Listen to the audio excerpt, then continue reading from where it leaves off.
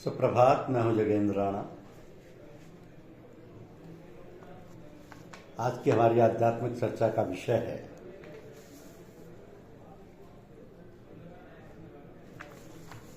एक में अनेक का भेद। एक में अनेक का भेद। इस शब्दों में शक्ति और अर्थ में ज्ञान है। भक्ति के अर्थ प्रेम से हैं और ज्ञान के अर्थ जानकारी के। कर्म के अर्थ किसी कार्य के करने पर आरूढ़ हो जाने के हैं। आपको किसी बात से प्रेम है, अर्थात किसी कार्य को करने की आपकी रुचि होती है, तब आप उसके संबंध में जानकारी करने का प्रयत्न करते हैं। उसके बाद आप इस कार्य को करते हैं। ये दुनिया की रीति है। इसी प्रकार जब आपको ईश्वर से प्रेम पैदा करने की इच्छा हुई और उसके लिए आपने साधन किया, बस यही तो होता है। या यूँ समझिए कि आपकी किसी से मित्रता है, तो मित्रता होने से उसका सानिध्य प्राप्त हुआ। उस सानिध्य से आपको उसकी पूर्णतया जानकारी हुई। जब आपको जानकारी हुई तब आप उसकी रुचि अनुसार काम करने लगे। वास्तव में बात यह है कि जब भगवान के चरणों में प्रेम या लगाव पैदा होता है, तब उसकी प्राप्ति की वह युक्ति करता है, और जब उसको जान लेता है तब उसकी वास्तविकता की तैयारी या जानकारी होती है। उस समय वो निष्काम भाव से जो सेवा करता है उसे कर्मयोग कहा गया। उससे पहले जो कर्म किया जाता है उसका समावेश भक्ति में भी है। यदि वह वास्तव में ईश्वराधीन रहने की स्थिति में है और यदि यश प्रतिष्ठा और दिखावा आदि आदि के लिए है, तो उसकी गणना किसी में भी नहीं है। वो दुष्कर्म की व्याख्या में आता है जो अहंकार की जड़ों को दृढ़ करता है। तो समझना यह है कि परम शांति किस प्रकार प्राप्त हो। अपने अपने अधिकार और रुचि अनुसार अलग अलग हैं सब चीजें। ये कोई आवश्यक नहीं कि एक ही मार्ग पर सब लोग चलें या कोई विशेष मार्ग दूसरे मार्ग से अधिक सरल है। वास्तविकता यह है कि जिसकी रुचि जिस ओर है उसको उसी मार्ग पर चलकर शीघ्र ही सफलता प्राप्त होगी। यदि वह उसके प्रतिकूल मार्ग को अपनाएगा तो लक्ष्य से विपरीत और दूर पड़ जाएगा। तो जो व्यक्ति जिस धर्म का और जिस रुचि का होता है, या उसके बलाबल अनुसार उसको वैसा ही अभ्यास कराया जाता है। इसी कारण लोगों को शीघ्र सफलता मिल जाती है। अब शास्त्रों में कहीं भक्ति, कहीं ज्ञान और कहीं कर्म को प्रधानता दी गई है। तो वही रुचि जिसे महापुरुषों ने जिस मार्ग से पूरा किया, वह उसको अच्छा समझकर यदि उसकी महिमा गाता है तो उसमें क्या अनुचित बात है। इन सब तमाम झगड़ों से बचकर अच्छा संत मार्ग है, जिसमें तीनों मार्गों से एक साथ ही काम लिया जाता है और अपने स्थान पर सब काम लेते हैं। तो संतमत के विषय में ये कहा जाता है कि जिस प्रकार कोई राजा के दुश्मन पर चढ़ाई करने से पहले अपनी शक्ति, फौज, धन, जनता की आज्ञाकारिता, मंत्रियों की बुद्धिमत्ता, क्षत्रियों की बहादुरी और विश्वसनीयता का एक बार परीक्षण करता है, दूसरी ओर बैरी की ऐसी बातों का और उसकी शक्ति आदि की जानकारी करने का वह निर्णय लेता है कि कहाँ, कब और किस ओर से आक्रमण करना चाहिए। तो उसी प्रकार देवासुर संग्राम करने के लिए सब तैयारियां करके जो मनुष्य बुद्धिमत्ता से कार्रवाई करता है वह निश्चित ही सफल होता है। हम देखते हैं कि यद्यपि साधक चुप्पी साधे हुए रहते हैं, किंतु उनका मन संत मत के विषय में जानने के लिए व्याकुल होता है। तो गुरु के बताए अभ्यास पर उन्हीं की सहायता से अंदरूनी चक्रों को जागृत करके उनका स्वच्छ और शुद्ध करके बाह्य और आभ्यंतर व्यवहार शुद्ध और स्वच्छ कर लेना और हृदय में स्वामी के दर्शन पाना, यह आध्यात्मिक विद्या के आंतरिक ज्ञान को वैज्ञानिक ढंग से करना संत मत है। इसमें 5 चीजें प्रमुख हैं।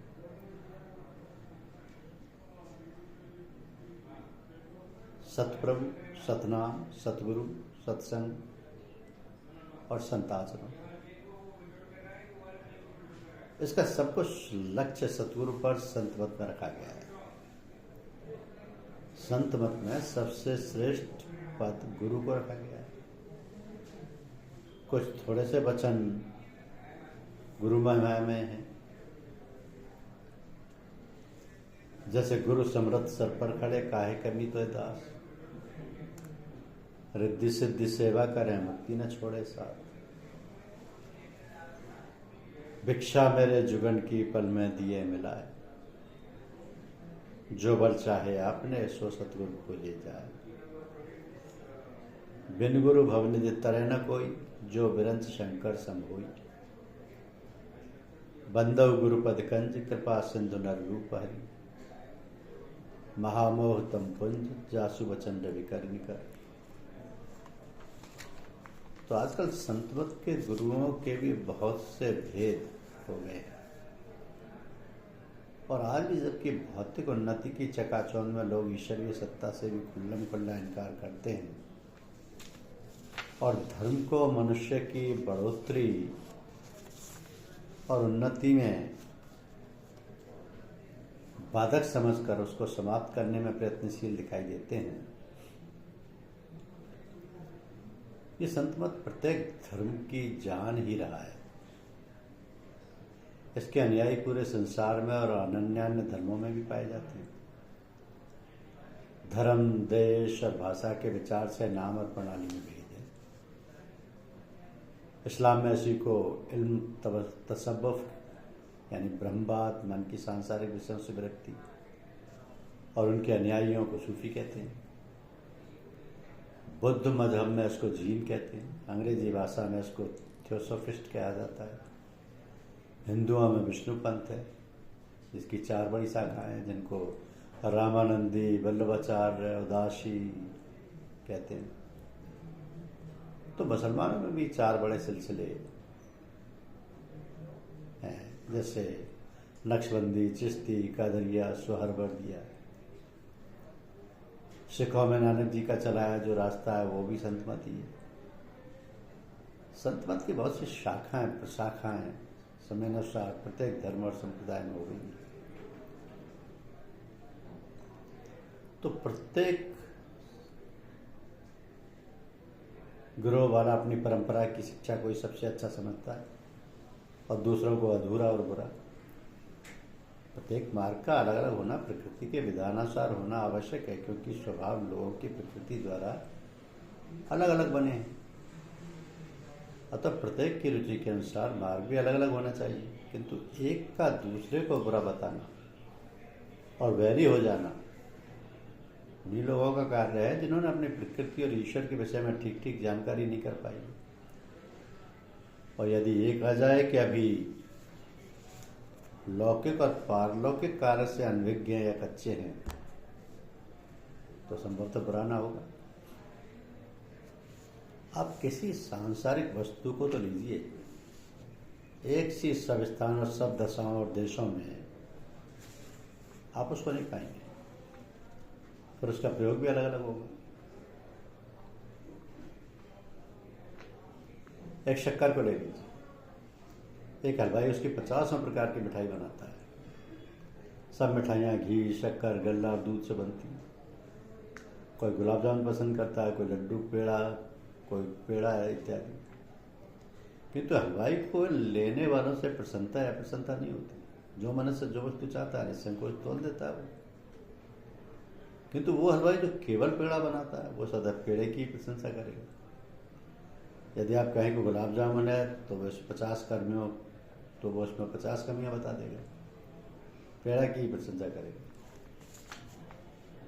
इससे समझना यह है कि जो सर्वगुण संपन्न समर्थ गुरु है और सभी संप्रदायों से परिचित और जानकार हो, उनको शिक्षा दे सकता है। तो उनके पास जिस प्रकार की कोई शिक्षा प्राप्त करने आए, वो निसंकोच उसी प्रकार की शिक्षा से उसके अपने लक्ष्य तक पहुंचाएंगे।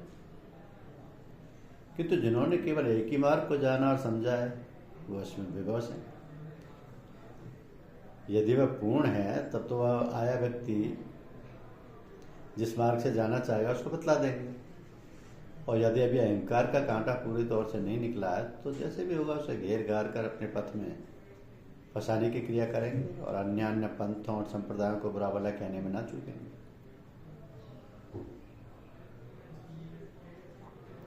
हमारे गुरुदेव जी महाराज के यहाँ सभी संप्रदाय, पंथ, समाज और धर्म के लोग आए, अपने ढंग और रुचि के अनुसार शिक्षा प्राप्त की और करते हैं। आपका कहना था कि बात असल में एक है, एक का अनुयायी दूसरे पंथ से जानकार नहीं होता, ना जानने का उपाय ही करता है, केवल अपने पंथ को ही सब कुछ समझता है। तो एक में अनेक और अनेक में एक का भेद बिरला ही पुरुष समझता है और बतता है। एक में अनेक और अनेक में एक का भेद बिरला ही पुरुष समझता है और बरतता है। आप इस खेल को प्रतिदिन अपने शिष्यों को खिलाते रहते हैं। अल्लाह मियाँ का एक फरिश्ता एक बार अल्लाह मियाँ से आज्ञा लेकर दुनिया की सैर को निकला, तो लौटकर शिकायत की कि हुजूर आपकी दुनिया में मुझे कुछ गड़बड़ी दिखलाई दी, और वो ये कि फलां नगर में एक बड़े इबादत गुजार, पाक साफ, नेक आपके नाम की तस्वीर हर समय फेरते रहते हैं, मगर बेचारे खाने के लिए भी दाने के लिए मोहताज हैं। जबकि फलां रईस हरदम नाच रंग गाना बजाना शराब कबाब में अपने दोस्तों के साथ महफिलों में ही रहते हैं, उन्हें आप इतना देते हैं कि सब तरह की फिजूल खर्ची, रुपए की बर्बादी करता रहता है। तो फरमाया कि भाई हो सकता है कहीं कोई गलती हो गई, तुम जरा फिर जाकर एक बार देखो और गौर करो, फिर आकर मुझे जल्द बतलाओ कि अब क्या करना चाहिए।